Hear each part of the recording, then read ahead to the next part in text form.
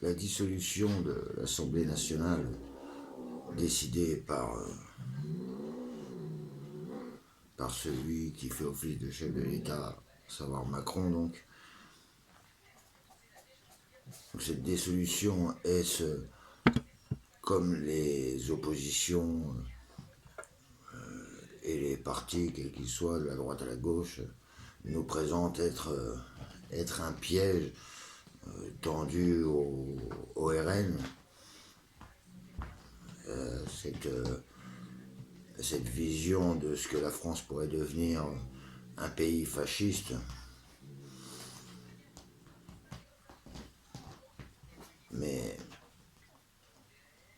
quand on écoute, encore cet après-midi, les mots sur l'interview, la conférence de presse que Macron donc, a encore fait, on peut, je pense, avoir une autre grille de lecture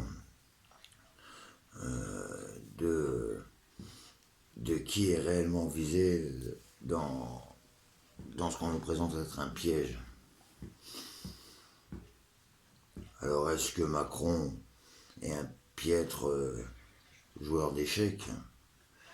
Et dans ce cas-là, il nous permettrait de faire éventuellement un mat en un coup, ou le but qu'il recherche est autre, sachant qu'il arrive au bout des réformes qu'il voulait entreprendre pour faire avancer le programme donc européen concernant les réformes à mener dans chaque pays, notamment la France. Mais bon, bref. Aujourd'hui, je voudrais essayer de faire assez court concernant le coût que la population pourrait avoir à l'idée, pourrait entreprendre de jouer afin de saisir la perche tendue par Macron et que la population reprenne sans violence, sans manifestation, le pouvoir. Je m'étonne de voir ceux qui se présentent de la dissidence, pour changer mes habitudes, je vais les nommer, quand j'entends Olive qui appelle à aller soutenir cette élection, faire un vote pour demander ensuite l'organisation d'un référendum pour la destitution de Macron, quand j'entends de la gauche à la droite ces pseudo-représentants nous vendre l'unité, alors que Ciotti dans la journée aura été lourdé, enfin bref, mais la gauche censée représenter la population, même si elle n'a rien d'être de gauche, cette représentation, hormis peut-être être dans le camp de la droite, être ceux le plus à gauche peut-être, mais ils n'ont rien de ce qu'est la gauche au sens profond du terme, qui définit la population laborieuse. Entre parenthèses, il faut savoir qu'à l'origine, l'aristocratie, perdant donc le contrôle sur les affaires du pays, remplacée par une bourgeoisie marchande avec laquelle elle s'est métissée, tous, c'est d'un point de vue d'une lecture un peu religieuse qu'il faut le voir, la droite définissant le bien, ce qui est beau, ce qui est bon, et la gauche, comme la main gauche, dans d'autres religions, qui définit ce qui est le mal, le moche, le mauvais. Et donc dans cette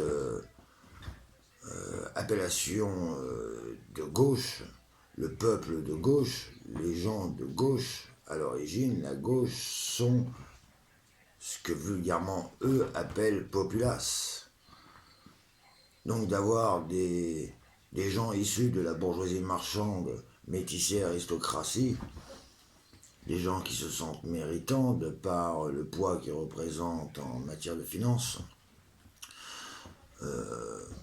se, se nourrissent de pensées donc de droite et veulent être les représentants de populations qui tiennent le nom quelque part de leur parti, de ce qu'ils représentent à leurs yeux, la gauche.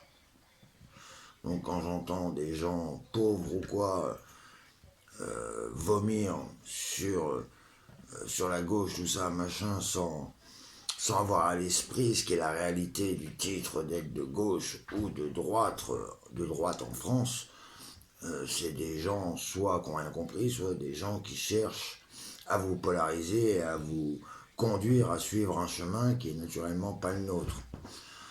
Enfin bref, je vois ça fait déjà 6 minutes. Ce que je voudrais ici proposer à cette pseudo-dissidence, si elle veut réellement être une résistance dans le pays, nous avons la chance qui nous est donnée par Macron. Je ne sais pas si c'en était le but, mais quand on entend Civicio a repris l'interview, vous pourrez le revisionner, mais quand il nous dit une vérité en ciblant l'élite comme la partie de cette population qui se veut être nos représentants, et qu'il dit mot pour mot que ceux qui capitulent en France sont et ont toujours été les élites, reprenant les mots d'autres intellectuels de temps passés qui disent exactement la même chose, que le peuple de France a toujours et est toujours trahi par ses élites. Donc Macron, en début de cette interview, reprend cette expression et nous dit une vérité. Et derrière, il enchaîne en faisant un retour sur la dissolution, en appuyant sur le fait, quelque part, que c'est un geste pour casser toutes les étiquettes politiques de représentation et peut-être aussi dans son esprit bien rappeler à tous ces gens qui ils sont censés servir, car tous sont délégués des fortunes, ils sont mis en place pour protéger leur ordre social, l'ordre établi. Et donc, pour vite finir cette intervention et développer ce que je pense est un coup à jouer qui pourrait changer les choses, voire faire s'écrouler cette pseudo-république, sachant qu'il n'y a plus d'assemblée pour s'opposer quelque part et voter en catimini et en quatrième vitesse une loi qui pourrait nous empêcher d'agir, nous pourrions, sans violence, sans manifestation, donc, faire une réelle révolution, même si j'aime pas le terme dans la compréhension de la République, car la révolution n'a jamais été une action de la population française. Bref. Au regard donc de cette dissolution, on n'a donc plus de chambre des députés, on n'a plus cette Assemblée nationale. Et donc une élection législative, comme elle se nomme, est organisée, comme vous le savez, avec un premier tour au 30 juin et un deuxième tour au 7 juillet. Donc on voit bon train la gauche appeler l'unité dans un front populaire, nous refaire le coup de la NUPES, en sachant que la NUPES, comme je l'avais déjà dit dans précédentes vidéos, n'avait été qu'un prétexte et des arrangements pris entre cette nouvelle classe bourgeoise et ainsi de faire obtenir des places à des gens qui n'auraient jamais pu obtenir de place et surtout monter des groupes à l'Assemblée, comme Sandrine Rousseau a pu obtenir une place et monter un groupe écologiste, sans avoir en réalité quelconque conviction pour l'essentiel de ce qui serait pour les populations dans l'écologie. Enfin bref, afin de profiter de cette chance qui nous est offerte, cette occasion en or, nous avons la possibilité, donc nous sommes le 12, demain le 13, nous avons quelques jours pour organiser une riposte que je, que je pense être le meilleur coup à jouer pour faire tomber déjà tout et renvoyer chez eux, au chaume du, tous ces fumiers qui n'ont jamais été de la représentation du peuple. Et donc, dans cette idée-là de les faire tomber, on a deux voix qui s'ouvrent à nous qu'on pourrait jouer. On a une voix classique qui voudrait qu'on présente à l'élection législative, dans chaque circonscription, des gens, des travailleurs issus de la population, issus de notre classe, des gens de la classe laborieuse, en sachant que dans mon esprit, il n'y a que deux classes en France. La classe laborieuse, ceux qui travaillent, qui produisent la richesse, la classe travailleuse, donc avec ou sans emploi dans le monde dans lequel on est aujourd'hui, et la classe dirigeante, cette classe qui s'engraisse et organise les règles du travail afin de nous garder sous contrôle et soumis, contraints de protéger nos salaires dans un monde marchand, une société organisée sur le commerce. Mais présenter les candidats les meilleurs qui pourraient être, peu importe, dans nos circonscriptions, même si par miracle ça permettait d'envoyer quelques-uns d'entre nous à l'Assemblée nationale, ça serait pas forcément le meilleur coup à jouer. Car avant d'avoir une majorité, c'est même pas la peine d'y compter.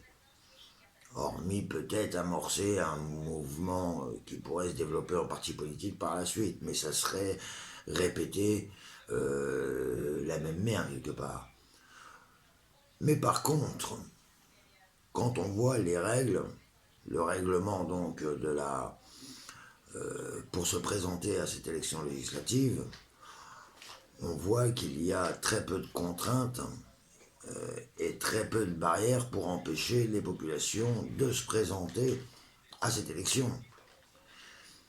À savoir que les conditions à remplir pour pouvoir se présenter, c'est d'être majeur, donc ça normal dans toutes les élections, donc être majeur, être français, être inscrit sur les listes électorales et choisir un remplaçant.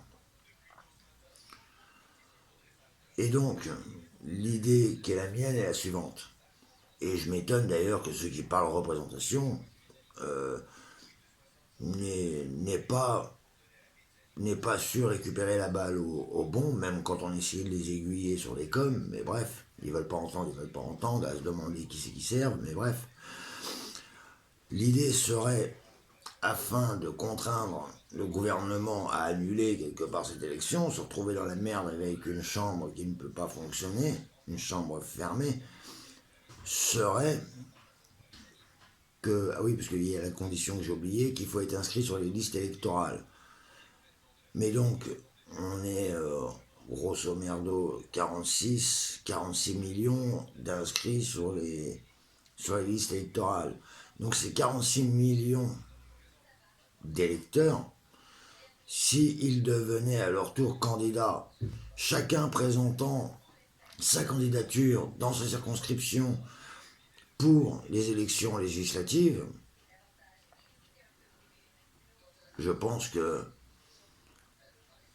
les préfectures, le gouvernement ne seraient pas capables de gérer ce qu'ils n'auraient pas vu venir.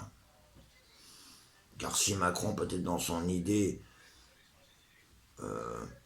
d'une certaine façon de dire je vais rendre le pouvoir au peuple, même si j'ai été longtemps à mettre en doute la capacité de cet homme à faire ça, quelque part c'est ce qu'il fait, même si ça créerait derrière un chaos, je crois qu'il s'en branle, et il pourrait être retenu dans l'histoire, à condition que nous sachions récupérer cette balle, et, et jouer le coup justement donc d'être nous-mêmes nos propres représentants et pouvoir du coup porter notre parole et foutre un beau bordel, voire faire tomber le gouvernement, obliger la démission de Macron par la même occasion, en, en étant quelques millions à aller s'inscrire, à aller déposer sa candidature pour l'élection législative.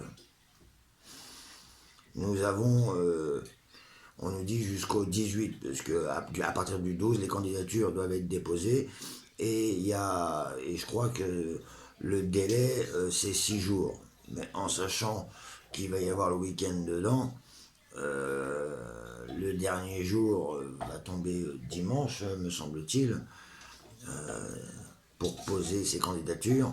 Donc samedi et dimanche, je ne connais pas beaucoup de préfectures qui sont ouvertes. À moins que pour l'élection, ils fassent des heures sup, ce qui m'étonnerait chez ces fonctionnaires. Donc le délai est encore raccourci. C'est pour ça que je m'empresse de faire cette petite vidéo et de passer le message.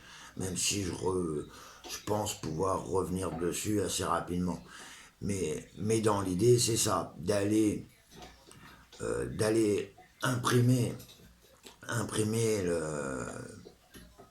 la fiche, parce que c'est une fiche, un formulaire CERFA, vous pouvez le trouver facilement sur Google, vous tapez élection législative, déposer sa candidature, tout, vous aurez le règlement et vous pourrez télécharger la fiche pour cette inscription qui doit être remplie de manière informatique, donc il faut télécharger le formulaire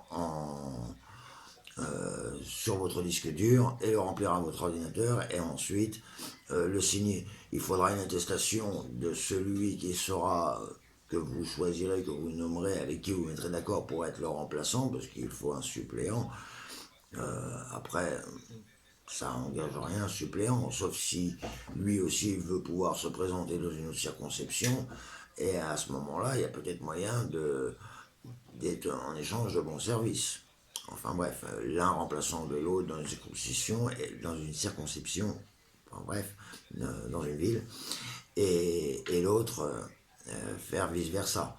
Mais l'intérêt étant pas forcément de chercher à être élu, on s'en branle de ça.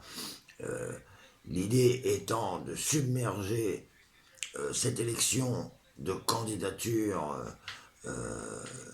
de gens qui se présentent à l'élection, des électeurs issus tous des classes travailleuses, des classes de ceux qui sont jamais entendus, qui ne sont jamais représentés, c'est-à-dire les travailleurs, les gens normaux de la population française.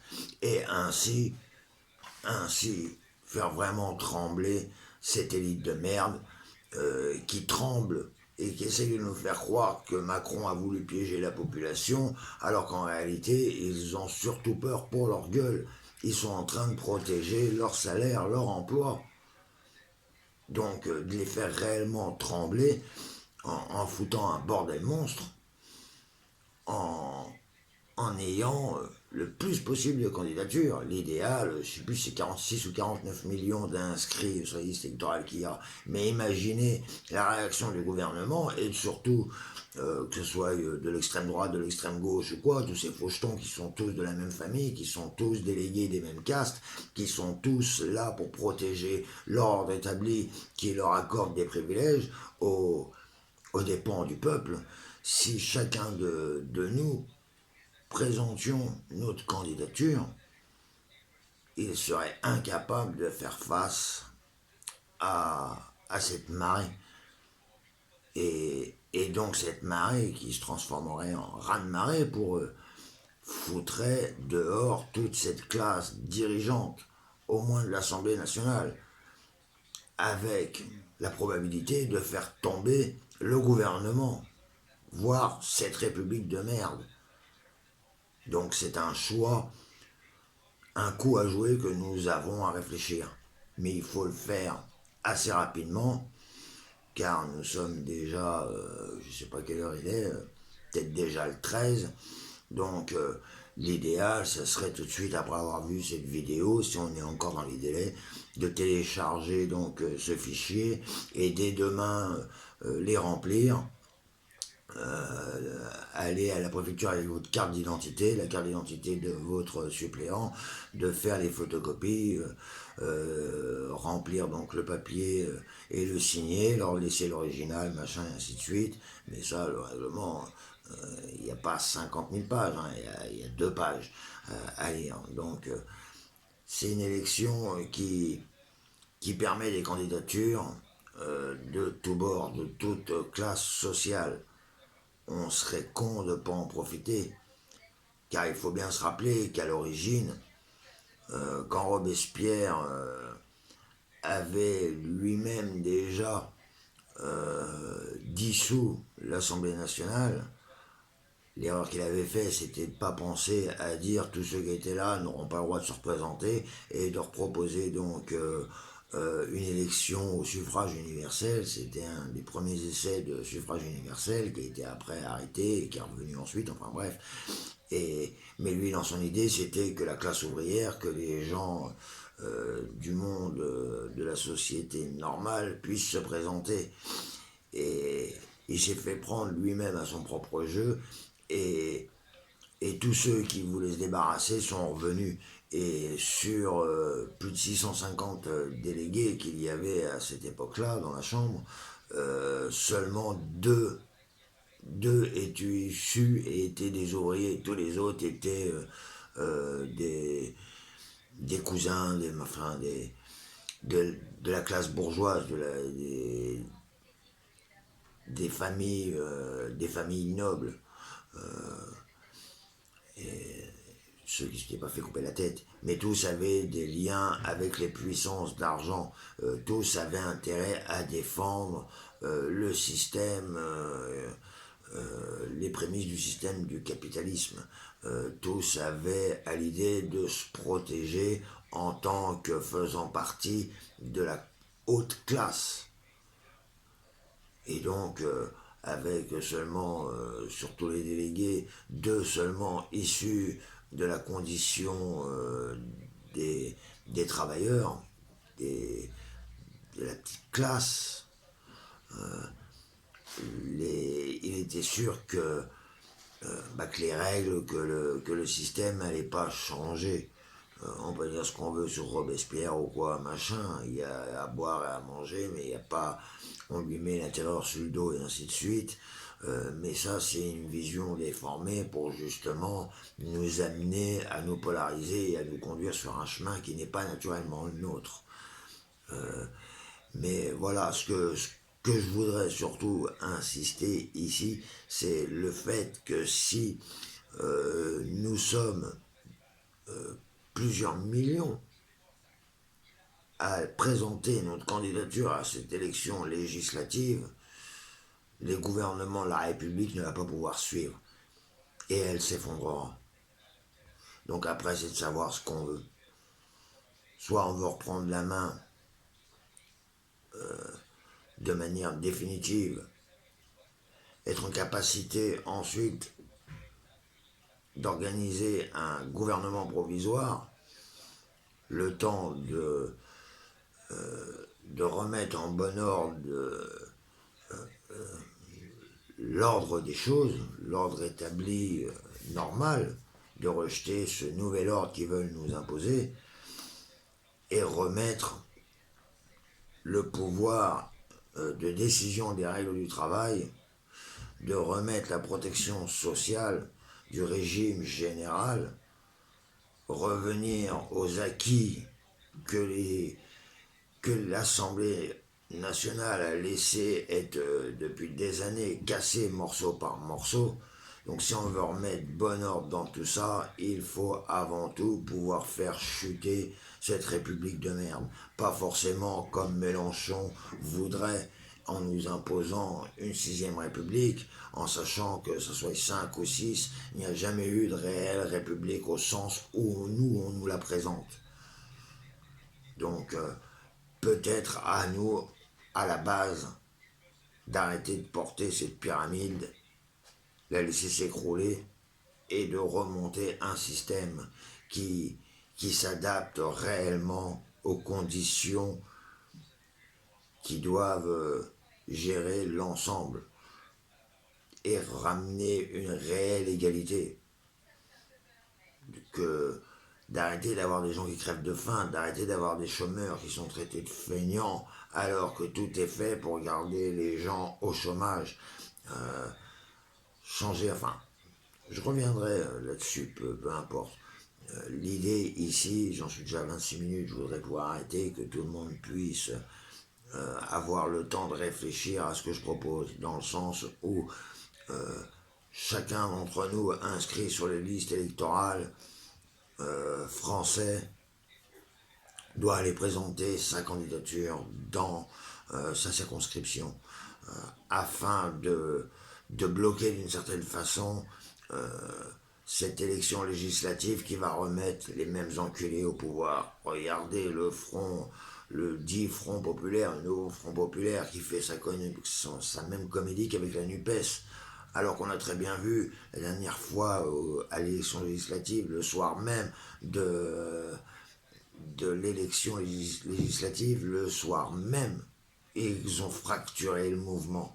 Et à la première représentation qu'ils ont donnée dans l'hémicycle de l'Assemblée nationale, déjà le groupe, soi-disant uni autour d'un programme commun, déjà était cassé. Chacun avait pu monter ses petits groupes pour avoir du temps de parole, pour pouvoir proposer des lois, avoir des niches parlementaires et ainsi de suite. Mais le soir même, le mouvement était cassé. Et pour la droite, c'est la même chose. Ils ont fait la même chose et ils prennent même encore de l'avance ce coup-ci en ayant viré pour LR le président qui avait été choisi par les adhérents. Qu'on soit d'accord ou pas avec eux, peu importe, mais ça démontre bien la mentalité. Quand on revoit Pécresse, quand on revoit tous ces vieux couteaux mal affûtés, attirés par l'odeur du sang, revenir faire leur comédie pour essayer de récupérer, de gratter des places, c'est que les places doivent être bonnes.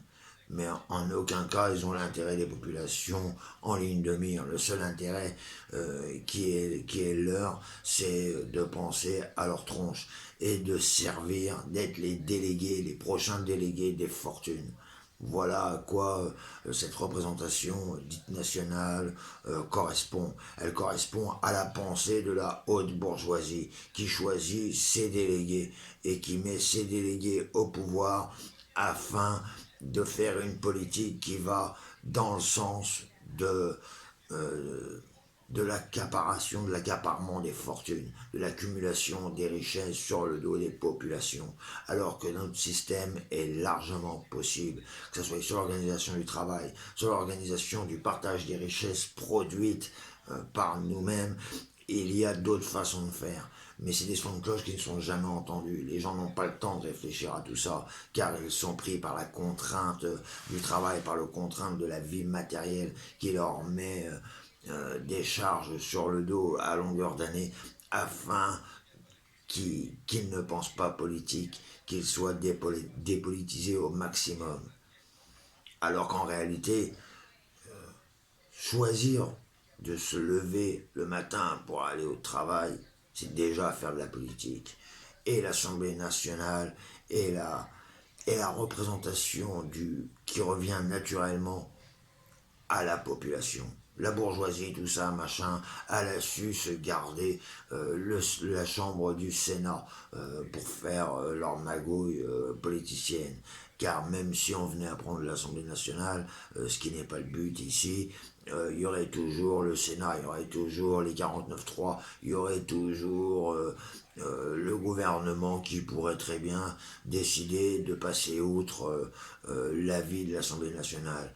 Donc l'intérêt et le coup à jouer qui est nôtre actuellement, c'est de faire tomber ce régime, cette dictature bourgeoise, cette dictature républicaine, cette démocratie euh, qui n'est qu'une dictature en réalité à partir du moment où, euh, où l'action de la justice est passée sous contrôle de l'exécutif. Il n'y a plus de séparation des pouvoirs en France. Et ça, d'autres vidéos l'expliquent et le démontrent très bien. Donc, de droit d'office, nous sommes déjà en dictature. Et les élections, que ce soit ces députés, qui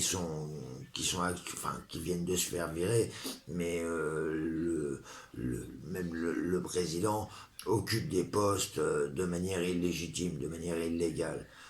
Logiquement, ils devraient être poursuivis pour haute trahison, car ils occupent des postes de la haute fonction publique sans constitution quelque part. Après, ça c'est un autre sujet.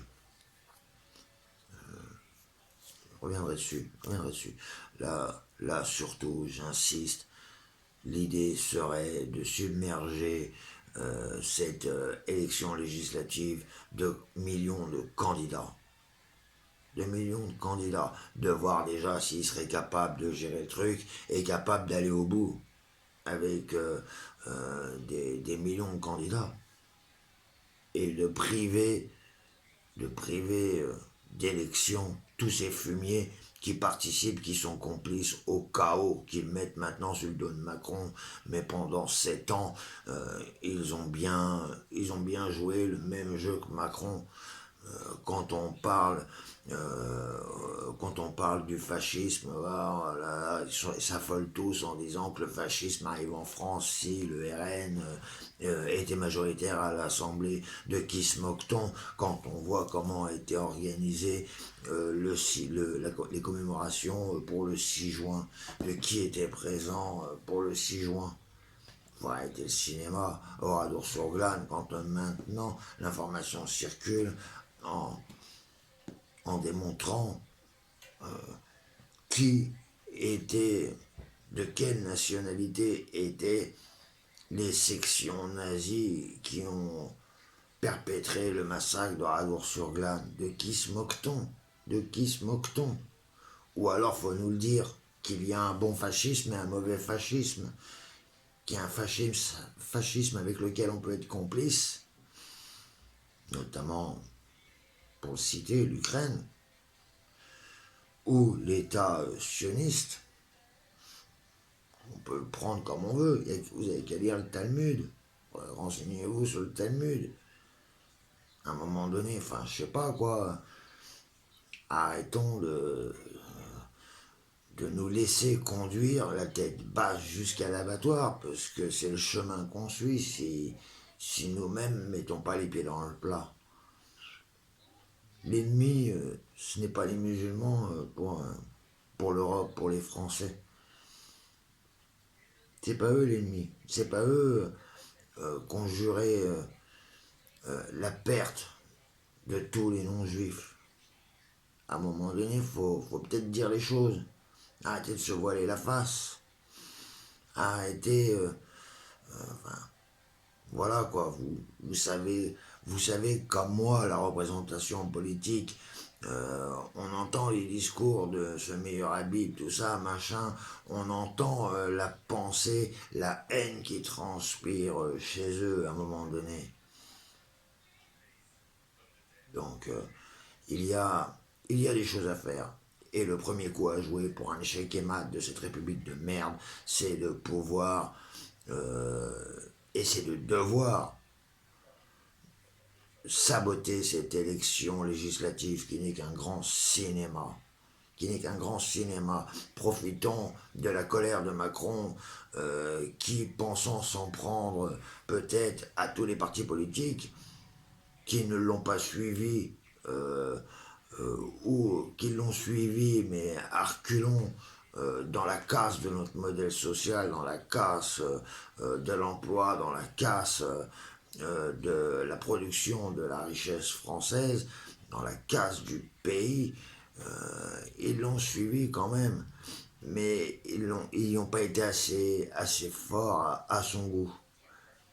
Donc quelque part, sa vengeance, c'est de les mettre dans la merde, en donnant la possibilité même aux Français, comme il dit, dont il respecte l'intelligence.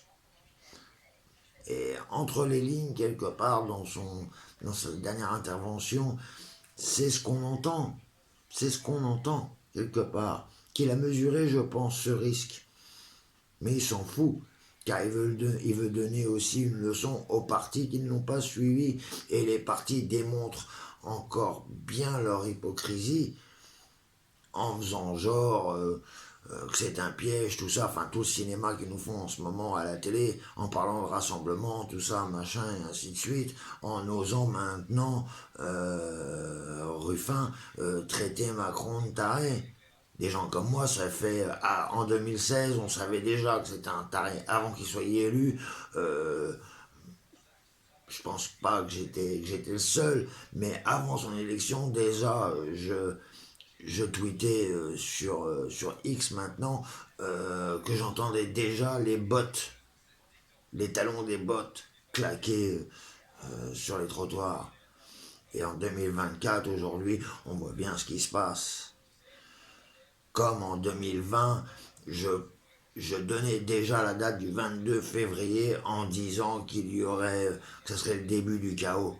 Et qu'est-ce qu'il y a eu le 22 février? C'est le démarrage de la guerre en Ukraine. J'ai pas de boule de cristal comme d'autres pourraient vouloir le prétendre, mais en attendant, les dires que j'ai prononcés en 2020, que j'ai même écrit, ont démontré que cette vision-là était la vision juste et qu'elle s'est clairement établie. Donc, c'est pas d'envoyer des fleurs à Pierre, Paul, Jacques, je m'en branle de tout ça, mais pour dire que les signes étaient là, visibles, et de tous, lisibles, de ceux à qui ils sont destinés. Après, certains préfèrent garder les yeux fermés. C'est leur choix. Mais qui ne crachent pas sur d'autres qui ont une vision éclairée d'un angle différent du leur. Car on peut choisir ou pas le confort de la corruption, le confort de la compromission, de la connivence, de la complicité. Ouais, d'accord, mais il faut pouvoir après se regarder dans une glace. Je comprends qu'il y en a qui disent, bah oui, que leur reflet n'est pas eux, ne leur ressemble pas. Oui, d'accord, ouais, le reflet à l'envers. Mais si tu filmes ton reflet en, en mode selfie, tu verras, elle viendra à l'endroit. Il faut pouvoir se regarder. Faut,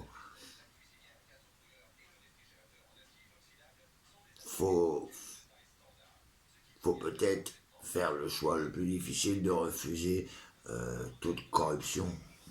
Tout le monde n'en est peut-être pas capable, je comprends la pression des factures, je comprends tout ça, mais chacun combattant tous ces problèmes créés par la classe dirigeante qui sont faits pour nous garder tous prisonniers de notre individualité, à lutter contre des problèmes que nous tous avons. Donc, n'ayons pas honte de ce que nous sommes. Nous sommes, oui, le peuple de gauche. Nous sommes la gauche, car nous sommes la population travailleuse. Et si on nous appelle la gauche, c'est le titre qui nous a été donné pour faire genre que c'est nous le mal par ces classes dirigeantes qui avant étaient tous de droite. Il y avait la droite légitimiste, la droite loyaliste. La seule différence entre eux, c'était leur volonté à choisir un roi légitime par le sang ou un roi choisi.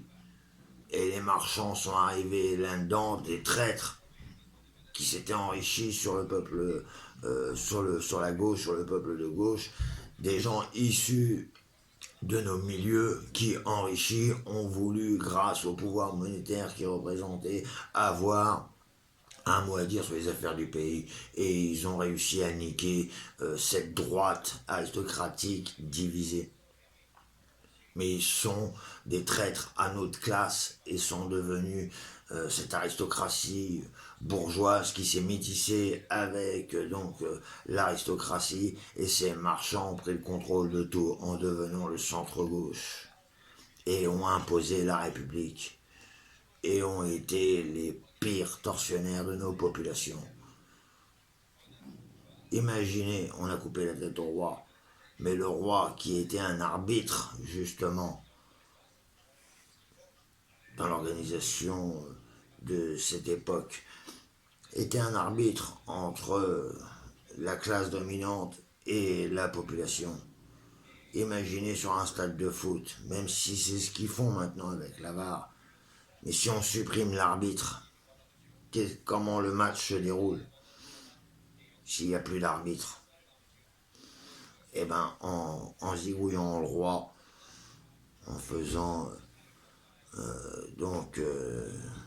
l'organisation de cet assassinat, ce régicide, qui n'a jamais été de la volonté de la population, ils ont installé un chaos innommable depuis sur la France, en répétant ce modèle partout où ils pouvaient.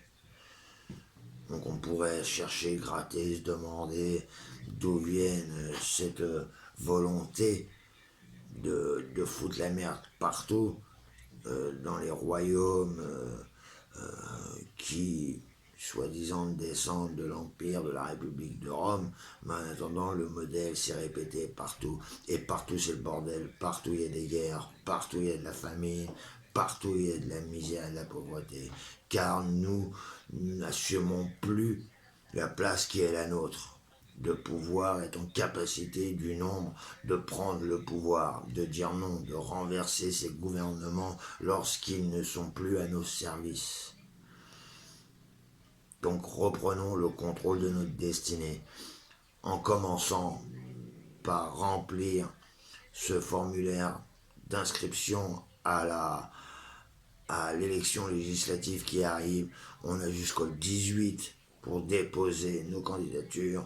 Soyons plusieurs millions à déposer nos candidatures. Bon courage à tous.